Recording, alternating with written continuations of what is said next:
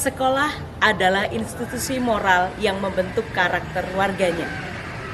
Guru sebagai pemimpin pembelajaran di sekolah menghadapi situasi di mana harus mengambil sebuah keputusan yang mengandung dilema secara etika dan konflik antara nilai-nilai kebajikan universal.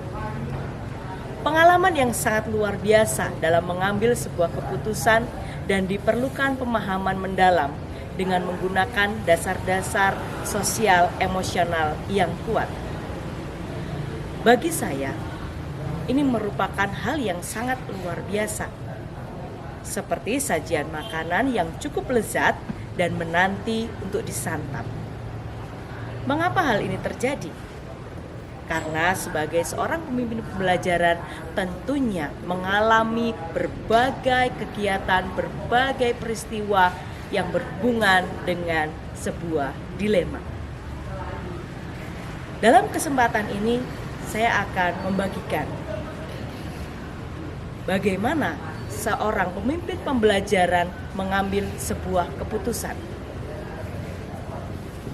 Dalam lingkungan sekolah saya, yang pertama saya lakukan adalah melakukan sosialisasi kepada rekan guru dan tentunya kepada kepala sekolah.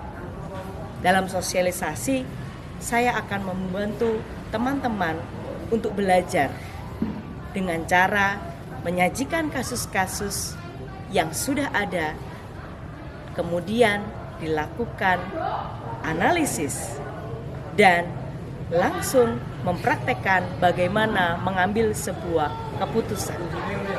Yang kedua, berdiskusi dan terus berdialog dengan guru dan kepala sekolah.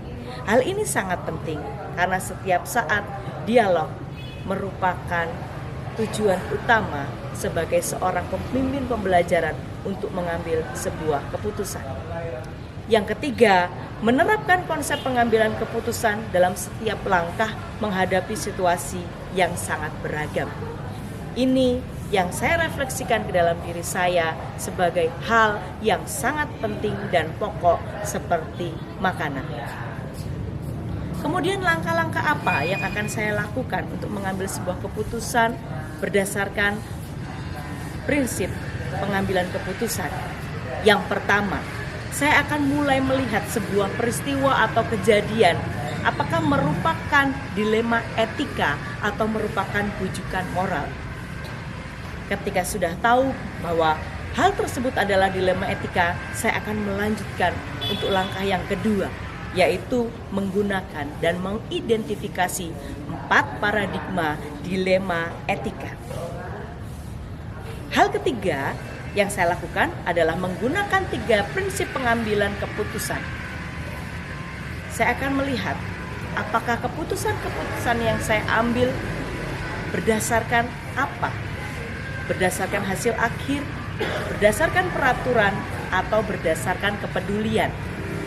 Yang saya temukan di sini adalah 3 hal tersebut menjadi satu, tidak bisa berdiri sendiri. Kemudian hal berikutnya, setelah keputusan saya ambil, saya akan melakukan 9 langkah pengujian pengambilan keputusan. Apakah keputusan yang saya ambil sudah benar-benar tepat?